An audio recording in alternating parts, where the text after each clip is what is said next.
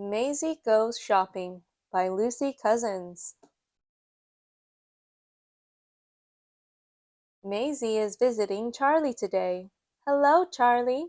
Hello, Maisy.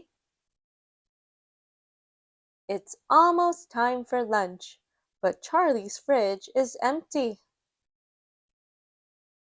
Let's go shopping. Maisy chooses some apples and bananas. They look good. Charlie gets some juice. What else do they need? Bread, tomatoes, cheese, and yogurt.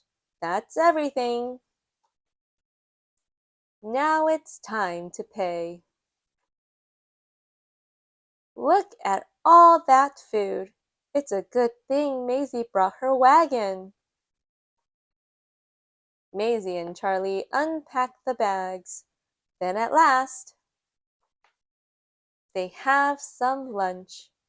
Hooray! The end.